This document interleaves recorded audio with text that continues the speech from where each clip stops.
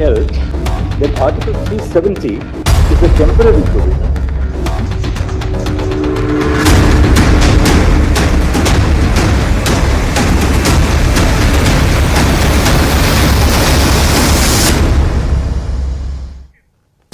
नमस्कार, बहुत स्वागत है। मैं हूं आपके साथ अबू हुरैरा और आप देख रहे हैं JKLH prime time. Supreme court ने जम्मू कश्मीर को विशेष दर्जा देने वाले संविधान के आर्टिकल 370 को रद्द किए जाने को सही ठहराया है।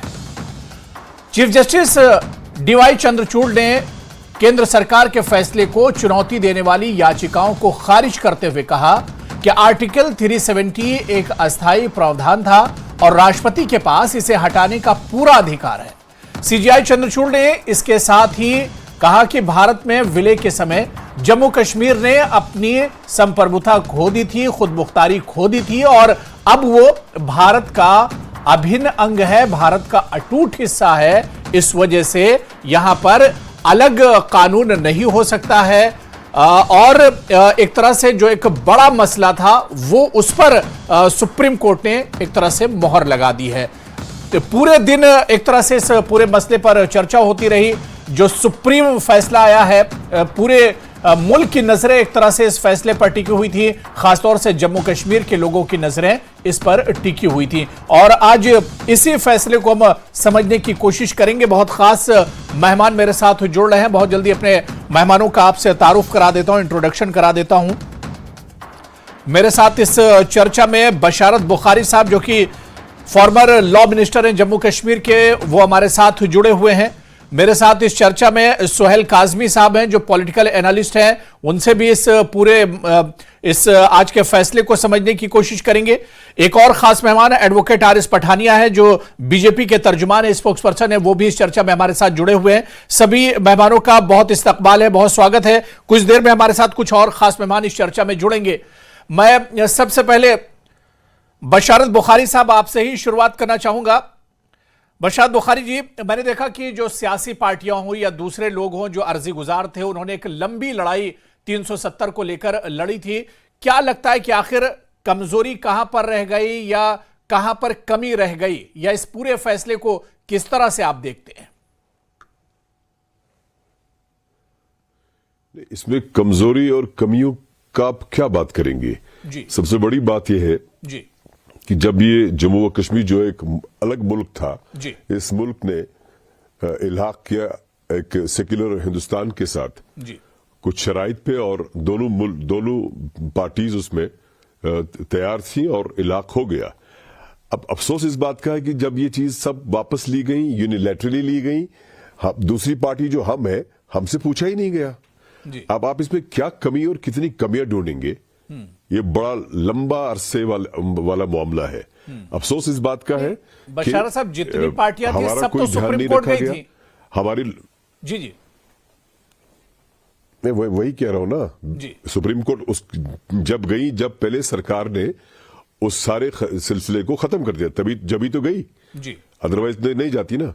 तो मैं वही कह रहा हूं, हम सरकार ने जब ये सब कुछ खत्म कर दिया यूनिलैटरली, हमारे साथ हमारा, इसको कहते हैं हिंदी में विश्वासघात, ये विश्वासघात हुआ हमारे साथ। क्योंकि मिलजुल के फैसला हुआ, इल्हाक हुआ और एक तरफा तौर इसको खत्म कर दिया गया। अब हम अफसोस के सिवा और क्या कर सकते थे? उम्मीद थी हमें सुप्रीम कोर्ट से, लेकिन सुप्रीम कोर्ट ने भी इस फैसले को जायज करार दिया, तो अफसोस ही है और क्या कर सकते हैं। नहीं, केंद्र सरकार ने कहा कि जम्मू कश्मीर में डेवलपमेंट इसकी वजह से रुका हुआ था, यहां पर अलगाववाद काफी ज्यादा था, आतंकवाद यहां पर था, यहां पर आए रोज पत्थरबाजी के वाकयात होते थे, जिसकी वजह से 370 को हटाना जरूरी था और यही चीज सुप्रीम कोर्ट ने भी मानी है। कितने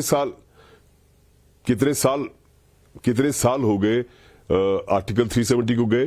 5 साल से ज्यादा अरसा हो गया, 4 साल जी। लेकिन आज भी किलिंग्स हो रही हैं। कल भी एक पुलिस वाले साहब को गोली मार दी गई, इससे पहले एक इंस्पेक्टर साहब जाँ बाक हो गए, उससे पहले 2 आर्मी के ऑफिसर और एक डीएसपी साहब चले गए। तो अगर सिर्फ आर्टिकल 370 होने की वजह से ही ये सब कुछ हो रहा था, तो जब 5 या 6 अगस्त को लोकसभा में ये पास हो गया, उसके बाद तो ऑटोमेटिकली सारा खत्म हो जाना चाहिए था। ऐसा तो नहीं हुआ। अभी अभी बशारत साहब शायद आप सुन रहे होंगे, अब अजीब इंसान को बड़ा बुरा, होम मिनिस्टर अमित शाह जी की स्पीच राज्यसभा में आप सुन रहे होंगे, उन्होंने बाकायदा आंकड़े रखे हैं पिछले 4 सालों में जम्मू कश्मीर में कितना बदलाव आया है। 370 के बाद उन्होंने तफसील से आंकड़े रखे बाकायदा उन्होंने। जी जी, अरे आई एम नॉट सेइंग दैट, फर्क तो पड़ा, पथराव नहीं हो रहा है, हड़ताल नहीं हो रही है, फर्क पड़ा। मैं ये कह रहा हूं कि कभी कभी बुरा भी लगता है कहना कि आप कह रहे हैं डेवलपमेंट नहीं हो रहा था, तो इसका मतलब कि 5 अगस्त के बाद ही सब कुछ हुआ। सड़कें बनी, बिल्डिंग्स बनी, इमारतें बनी, रेलवे लाइन बनी, क्या सब कुछ उसके बाद ही हुआ? मुझे बताइए, मैं अभी किसी को आप ही के चैनल को मैंने शायद सुबह कहा, मैंने कहा मैं भी 9 साल एमएलए रहा, उसमें 3 साल मिनिस्टर रहा, मैंने 1000 करोड़ के करीब अपनी कॉन्स्टिट्यूंसी में खर्च किया। कहां से लाया मैंने? हिंदुस्तान मरकजी सरकार से ही तो लाया। मुझे किसी ने वहां पे, या हमारी सरकार को किसी ने वहां पे ये नहीं कहा कि जनाब आप पैसा नहीं ले सकते हैं क्योंकि वहां आर्टिकल 370 है। ऐसा तो कभी हुआ नहीं। अभी जो आप स्मार्ट सिटी का जो डोल पीट रहे हैं सब जम्मू और श्रीनगर में, ये कब आया? ये प्रोजेक्ट हमारी जब पीडीपी और बीजेपी की सरकार थी उसमें सैंक्शन हो गया, फिर काम चल रहा था, सरकार निकल गई, उसके बाद अभी तक इसका काम चल रहा था। तो उस वक्त किसी ने नहीं रोका, गवर्नमेंट ऑफ इंडिया ने ये नहीं कहा कि आपके यहां आर्टिकल 370 है तो हम आपका स्मार्ट सिटी प्रोजेक्ट आपको नहीं देंगे। अब बता, बीजेपी का ये प्रोग्राम था 50 से ही, आरएसएस का फिर बीजेपी में ये तब्दील हो गया, उनका अपना प्रोग्राम था, उन्होंने मुकम्मल कर लिया। पर ऐसा नहीं है। अबू हुरैरा साहब यहां सब खाना खाते थे तब भी और आज भी खाते हैं जी। लेकिन सवाल यह कि एतबार की बात है। एक मुल्क ने दूसरे मुल्क, एक जम्मू और कश्मीर ने हिंदुस्तान के साथ इलाक करके, उस वक्त जब हिंदुस्तान डिवाइड हो गया तो वो मजहबी बुनियाद पे हुआ, पाकिस्तान बना।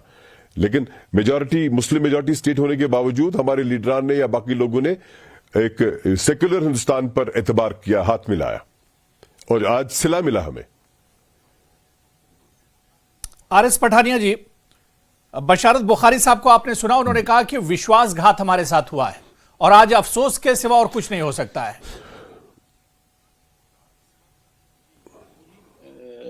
बशारत साहब ने जो कहा उनका एक अपना व्यू पॉइंट है जी। हमारा मानना है कि धारा 370 पे क्लैरिटी और कोहेरेंस होना बहुत इंपॉर्टेंट है, बहुत जरूरी है।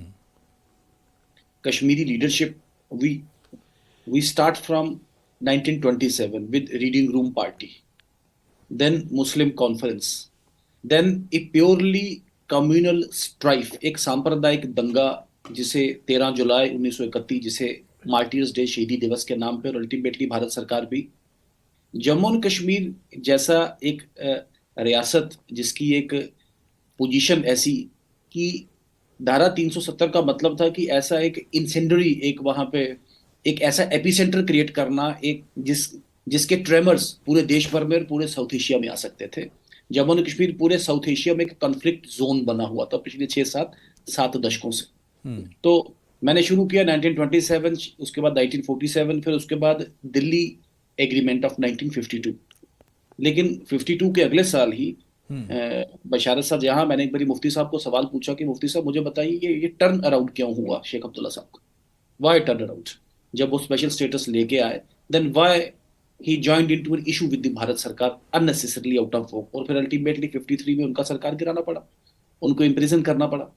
अल्टीमेटली 1975 में फिर दोबारा नया टर्न अराउंड, शेख साहब फिर हुकूमत में आए, और शेख अब्दुल्ला साहब का कोई एमएलए नहीं था, खुद भी एमएलए नहीं थे, लेकिन कांग्रेस के ने बाहर से समर्थन देके मुख्यमंत्री भी नॉमिनेट होके, काउंसिल के माध्यम से कैबिनेट भी नॉमिनेट होके, और 1975 में सरकार बन गई, बेग पार्थारास्ती एक और।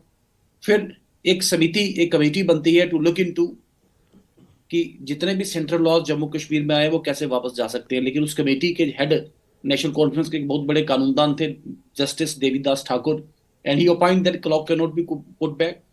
फिर 87 में नया एक्सपेरिमेंट, कांग्रेस और एनसी का गठबंधन, और जिसका नतीजा था आपने देखा, मिलिटेंसी, इंतशार, तशद्दुद। तो ठीक है पठानिया जी, लेकिन जो बात यहां पर बशारत बुखारी जी कह रहे हैं कि 5 अगस्त 2019 को जो कुछ हुआ उसमें जम्मू कश्मीर की जो पॉलिटिकल पार्टियां थी, जो वहां के स्टेक होल्डर से थे, उन्हें भरोसे में नहीं लिया गया, उन्हें कॉन्फिडेंस में नहीं लिया गया। देखिए मैं कह रहा हूं कि मैंने बड़े विषयों पे भी जिसे कहते हैं बात करने की कोशिश की इस पे। हमने जम्मू एंड कश्मीर को the people because we lost. हम लोगों के साथ कनेक्ट लूज कर गए, हम भारत के साथ कनेक्ट लूज कर गए, हम कॉन्स्टिट्यूशनल स्पिरिट के साथ कनेक्ट लूज कर गए। वेरी सिंपल क्वेश्चन कि 70 वर्ष पहले जो रिफ्यूजीज जम्मू कश्मीर में आए, टू नेशन थ्योरी को रिजेक्ट किया, आज तक स्टेट सब्जेक्ट देने की बात हम खुल के कर नहीं पाए। वो महिलाएं जो जम्मू कश्मीर से बाहर शादी करेंगी अपना स्टेट सब्जेक्ट लूज करेंगी। वो वाल्मीकि वो सिर्फ सफाई वाला बन सकते हैं, नौकरी नहीं करेंगे ये नहीं यहाँ पे, और ना जमीन ले सकते हैं ना उनके बच्चे यहाँ पढ़ सकते हैं। हम जम्मू कश्मीर को स्टेगनेट करना चाहते थे और आप देखें यही बात तो बुखारी साहब ने यही बात कही ना कि 4 सालों में तस्वीर कहां बदली है, अगर आप इस चीज को दलील मानते हैं। हालांकि अभी राज्यसभा में अमित शाह जी तमाम आंकड़े रख रहे थे कि 4 साल में बदलाव क्या आया है, लेकिन बशारत बुखारी साहब इसी पर सवाल कर रहे हैं कि 4 साल में बदलाव कहां पर आया है। बशारत साहब का I won't join N issue with him, he is an educated friend, learned friend, ऐसा कुछ उन्होंने ये भी, और ये जहां उन्होंने कहा कि 5 अगस्त 2019 से पहले, ऐसा नहीं हम कहेंगे कि 5 अगस्त 2019 से पहले कुछ हुआ ही नहीं, एब्सोल्युटली नॉट।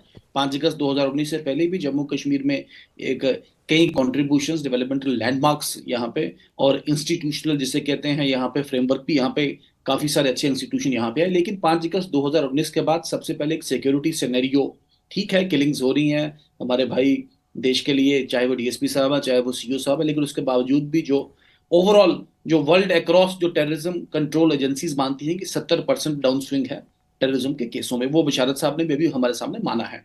डेवलपमेंट में एक नया इम्पीटस है, और जो कुछ पब्लिक फ्रेंडली लॉज थे जो वेस्टेड इंटरेस्ट के नाम पे जम्मू एंड कश्मीर में नहीं लाए जा रहे थे, मान लीजिए forest rights act, right to education as a fundamental right, right to food as a fundamental right, या 3 टायर सिस्टम, तो या right to fair compensation act, या विसल ब्लोअर्स एक्ट, तो ये सब कानून जम्मू एंड कश्मीर में 5 अगस्त 2019 के बाद में बहुत बड़ा सवालिया निशान हम सब पे है कि ये 5 अगस्त 2019 से पहले अगर देश में आए तो यहाँ क्यों नहीं। तो ये हमारा जो जो जो वर्चुअल फोकस है हमारा कि काम करने की स्थिति और परिस्थिति बदला। जम्मू एंड कश्मीर एक राष्ट्रीय मुख्य धारा में गया है, जम्मू एंड कश्मीर स्टेगनेट नहीं होना चाहिए। आपको मेरा देखें सेनर वॉइस तो ये थी कि कश्मीर से आवाज आती कि हमें वो कम से कम उसको रिमॉडल करें, हम उसको पकड़ के महाराजा का स्टेट सब्जेक्ट, महाराजा का स्टेट सब्जेक्ट, महाराजा का स्टेट सब्जेक्ट भी फ्लेक्सिबल था, it had scope, it had scope. अभी भी मेरा कहने का मतलब है कि कोई भी सिचुएशन कभी परमानेंट स्टैटिक नहीं होती। ये जो आजकल सुप्रीम कोर्ट का जजमेंट है, this is a defining moment in the Jammu and Kashmir political history. अब डिपेंड करता है कि जो लोग इसके बाद के जम्मू कश्मीर को रन करते हैं वो किस तरीके से एक पॉलिटिकल नैरेटिव बनाते हैं, उस पॉलिटिकल नैरेटिव को कैसे जम्मू एंड कश्मीर के पॉलिटिकल एटमॉस्फेयर में जिसे कहते हैं कंस्ट्रू करने की कोशिश करते हैं। और एक नया बशारत बुखारी साहब से इस पर हम और बात करेंगे। मैं सुहेल काज़मी साहब आपके पास आऊंगा। सुहेल काज़मी साहब, सुप्रीम कोर्ट का आज का जो फैसला है एक तरह से बहुत बड़ा फैसला है जम्मू कश्मीर के लिए, जम्मू कश्मीर के अवाम के लिए। इस पर वजीर आजम नरेंद्र मोदी साहब का भी ट्वीट आया, उनका बयान आया। उन्होंने कहा कि उम्मीद, तरक्की और इत्तिहाद का दरअसल ये फैसला है। जम्मू कश्मीर में अब नौजवानों में उम्मीद बढ़ेगी, तरक्की होगी, जम्मू कश्मीर आगे बढ़ेगा इस फैसले के बाद। देखिए, पहले तो एक नागरिक होने के नाते मैं इस वर्डिक्ट का वेलकम करता हूं और सलूट करता हूं 5 बेंच सुप्रीम कोर्ट के जजेस को कि फाइनली उन्होंने इस वर्डिक्ट को आज लोगों के को समर्पित किया। और दूसरा ये है कि सारे पहलू देखते हुए जो मुझे समझ आती है, ये पीपल सेंट्रिक वर्डिक्ट है, पॉलिटिकल सेंट्रिक वर्डिक्ट नहीं है, जो मैं मोटा मोटा पढ़ पाया था इसको। आर्टिकल 370, 35 था या नहीं था, वो सारी पॉलिटिकल पार्टी जानती हैं कि इसका इरोजन किस सरकार से कब किन से ईयर में शुरू हुआ।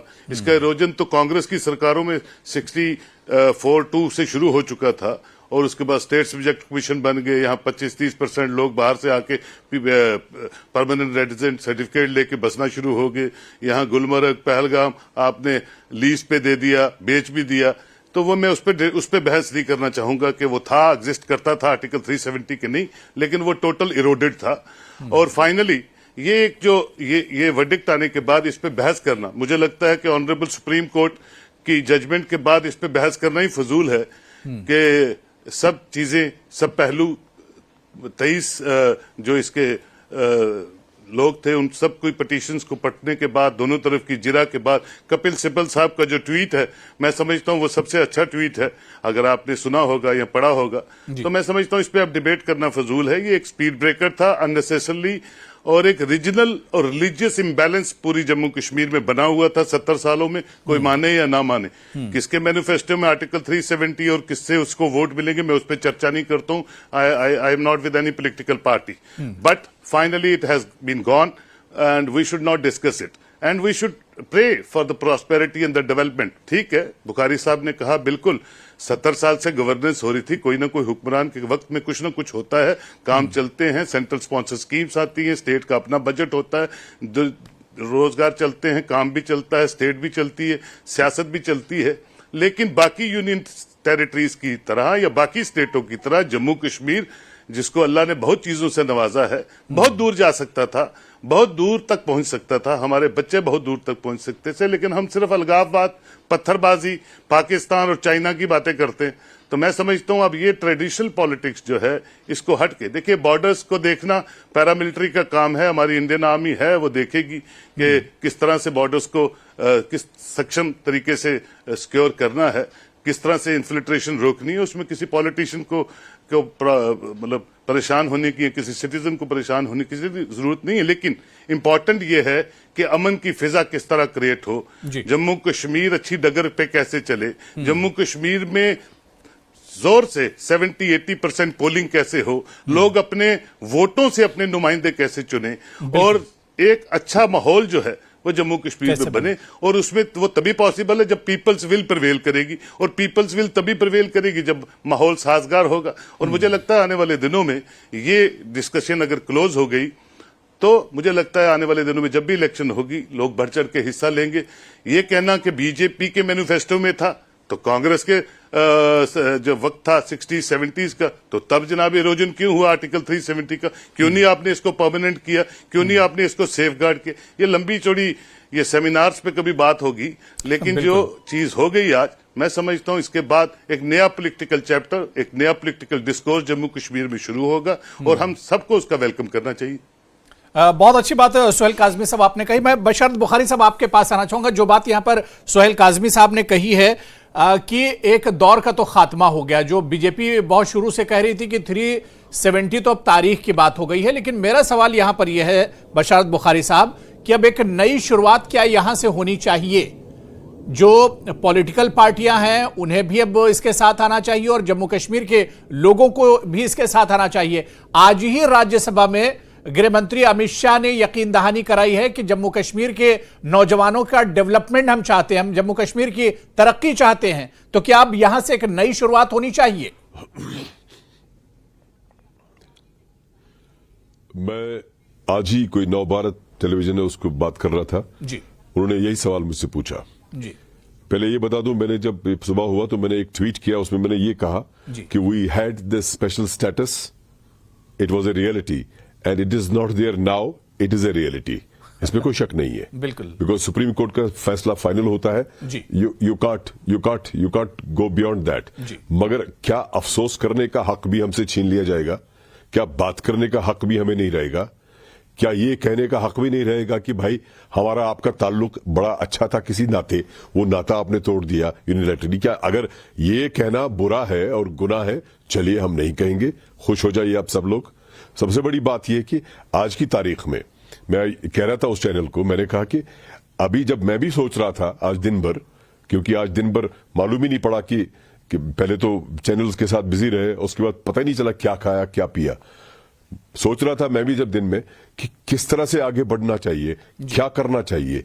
It is a very serious and difficult path to tread, because आपको ये पूरा जम्मू और कश्मीर की मैं बात कर रहा हूं। When we talk of whole Jammu और कश्मीर, वो ये कि किस तरह से आगे बढ़ना है, मुस्तकबिल क्या होना चाहिए, मुस्तकबिल तक किस तरह से पहुंचना चाहिए, उसकी राह कहां से लेनी है, आपके जो आने वाली नस्लें हैं उनके लिए आप क्या राह और क्या मुस्तकबिल संवारने के जतन करेंगे, और साथ ही साथ आपके इक्तिसादी हालात वगैरह। लेकिन सबसे बड़ी बात मैं ये भी कहूंगा कि हमें मैं मुसलमान तबके की बात करूंगा, वो ये कि हमें इसके साथ साथ अपने दीन पर भी कायम रहना पड़ेगा। मैं खुद को कह रहा हूं, सही ढंग से दीन पे कायम रहना पड़ेगा ताकि हम अपने इस पूरे माशरे को आगे ले जाएं, क्योंकि जितना था वो सब निकल गया।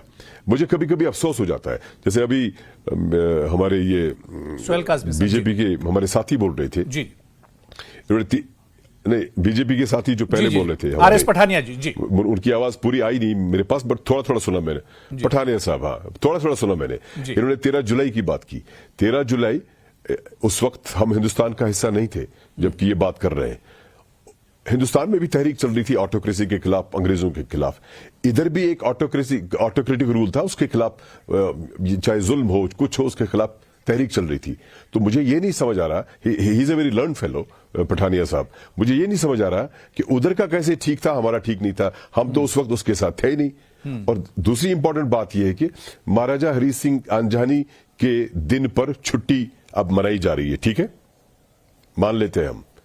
लेकिन जब हिंदुस्तान आजाद होने के बाद जब हैदराबाद पर कब्जा किया गया, निजाम ऑफ हैदराबाद हट गए या जूनागढ़ के नवाब हट गए, तो फिर वो निजाम ऑफ हैदराबाद या जूनागढ़ के नवाब पर भी छुट्टी कर लीजिए ना, वो भी तो ऑटोक्रेट थे। ये पैमाना क्या है? और हाँ, एक ही चीज मुझे जो हमेशा बुरी लगती थी वो मैं आज बता दूंगा आपको। वो ये था कि इसके तहत जब कोई बिटिया शादी करती थी बाहर और उसका वो जितना भी प्रोप्राइटरी उसके विरासत या वारिस होती थी वो छिन जाता था, वो इस्लाम के भी खिलाफ है, वो हमारी शरीयत के खिलाफ है। ये कभी भाया नहीं, बहुत सारे लोगों को, मुझे भी नहीं भाया। दैट्स करेक्ट, उसमें कोई शक नहीं है। वो सबसे बड़ी नाइंसाफी थी, ये मैं आज बिल्कुल बरसरे आम कहता हूं, क्योंकि वो शरीयत के खिलाफ था। बाकी तो सियासी लड़ाई होती है, ज्योग्राफी लड़ाई होती है। हम तो, पठानिया साहब को पता होगा, हम तो उस वक्त जिस वक्त हिंदुस्तान आजाद हो गया उस वक्त हम हिंदुस्तान का हिस्सा थे ही नहीं। तो उधर क्या हुआ, इधर क्या हुआ, ये अलग अलग चीजें हैं। अब मुझे समझ, एक बीजेपी के लीडर पिछले साल कह रहे थे कि 13 अगस्त को जो हुआ वो देशद्रोही थे, यानी वो हिंदुस्तान के खिलाफ थे। भाई साहब, हम हिंदुस्तान का हिस्सा थे ही नहीं तब, ये हिंदुस्तान के खिलाफ कैसे हो गए? आप मिक्सअप नहीं करना चाहिए। और सबसे बड़ी बात यह है जो मैं आप बता रहा हूं आपको, जो यहां की ओवरऑल जो majority community of the country है, जिसके लोग हमारे जम्मू में है, ये उनका काम था और है कि वो ब्रिज बनाए। नहीं तो फिर राग अलापना नहीं है कि आप ब्रिज को खत्म कर दें, खाई बना दे। इट इज देयर रिस्पॉन्सिबिलिटी, क्योंकि हमने एक मेजॉरिटी कम्युनिटी पे एतबार और एतमाद किया था और आज हमें इसकी तकलीफ है। तो इंसानी एहसासात की तर्जुमानी कौन करेगा? इसका मतलब यह नहीं कि मैं किसी एक मजहब से, दूसरा किसी और मजहब से है, या मैं किसी एक पार्टी से दूसरे पार्टी से हूं। इंसानी एहसासात दिल में जो बुखारी साहब शायद यही बात वजीर आजम साहब ने कही है कि ये एक रुकावट थी। अब इत्तेहाद भाईचारा भी जम्मू कश्मीर में बढ़ेगा, एक जो खाई थी वो अब एक तरह से पट जाएगी इसके बाद। अरे मैं कहता हूं भाई साहब, मुझे बताइए आर्टिकल 370 पे कहां लिखा था कि इत्तेहाद नहीं होगा, भाईचारा नहीं है? आप देखिए पिछले 75 साल में जितने भी लोग यहां टूरिस्ट आए, आप देखिए उनके स्टेटमेंट्स की, हमें कश्मीर अच्छा लगा, हमें जम्मू कश्मीर अच्छा लगा, वहां के लोग बड़े अच्छे हैं, हम बार बार आएंगे। किसी ने आज तक नहीं कहा कि ये बुरे लोग हैं। ये सियासत वाली बात है, लेकिन इंसान को तकलीफें हो जाती है। हाँ, इट वॉज ए रियलिटी, हमारे पास स्पेशल स्टेटस था, अब ये रियलिटी है नहीं है, और सुप्रीम कोर्ट का फाइनल है, दैट्स ऑल। इसके अलावा मैं क्या कह सकता हूं? चलिए, अब हमारी ये चर्चा जारी रहेगी। मैं पठानिया साहब आपके पास आऊंगा, जो बातें बुखारी साहब ने कही इस पर आपसे रिएक्शन लूंगा, लेकिन बहुत छोटा सा मैं ब्रेक लेना है। तमाम मेहमान हमारे साथ जुड़े हुए हैं, फौरन हाजिर होते हैं।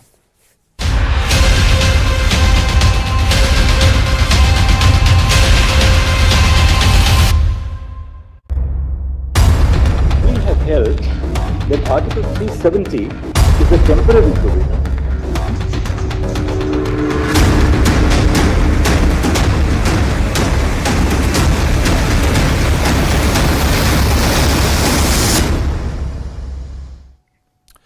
तो जम्मू कश्मीर पर सुप्रीम कोर्ट का आज बड़ा फैसला आया है। 370 पर केंद्र सरकार ने, मरकजी सरकार ने 2019 5 अगस्त को जो कदम उठाया था उस कदम को एक तरह से सुप्रीम कोर्ट ने सही ठहराया और आज इसी को हम समझने की कोशिश कर रहे हैं। जेकेएलएच प्राइम टाइम में बहुत खास मेहमान मेरे साथ पहले से जुड़े हुए। मैं एडवोकेट आरिस पठानिया जी आपके पास आना चाहूंगा। पठानिया जी, कई बहुत अहम बातें बशारत बुखारी जी ने कही। उन्होंने कहा कि सुप्रीम कोर्ट का फैसला है, जाहिर सी बात है कि हम सभी इसका एहतराम करते हैं, इसे कबूल करते हैं। लेकिन मेरा सवाल यह है पठानिया साहब कि अब जो लोग इसके खिलाफ थे या जो लोग नहीं चाहते थे कि 370 खत्म हो, क्योंकि अब तो 370 खत्म हो गया, सुप्रीम कोर्ट का फैसला आ गया, इन लोगों को अब किस तरह से आप भरोसे में लेंगे? या अब केंद्र सरकार पर और आपकी सरकार पर भी एक दबाव होगा जम्मू कश्मीर को बदलने का, जो बार बार जिसका जिक्र आप लोग करते हैं? जी। Article 370 afforded a breeding ground for parasites. It indulged in duplicity, it indulged in demagogy, it indulged in deception. और हमें भी as Jammu and Kashmir residents, हमें भी कम से कम फ्लिप फ्लॉप की राजनीति, वी शुड रिमेन कंसिस्टेंट.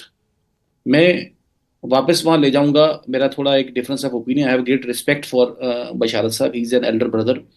और 1931 का जो ये इंसिडेंट था, one mister Abdul Qadir, he was being tried. वो ट्राई किस लिए की जा रहे थे जेल में? क्योंकि जम्मू एंड कश्मीर के इतिहास का सबसे पहला जो हिंदू मुस्लिम दंगा, जो communal strife, this Abdul Qadir was brought as a domestic help. एक अंग्रेज अफसर इनको डोमेस्टिक हेल्प के नाम पे लाए. इन्होंने एक इन्फ्लेमेटरी स्पीच श्रीनगर की जामिया मस्जिद में दी और जिसके बाद पहला हिंदू मुस्लिम दंगा, he was arrested, put behind the bars. आप उस जेल को तोड़ने जाएंगे, मुझे बताएं, अगर आप एक बात इंडियन हुड की नहीं है, आप उस जेल को तोड़ने जाएं अगर, और पुलिस वाले की बंदूक अगर उससे छीनेंगे तो वो क्या करेगा उसमें?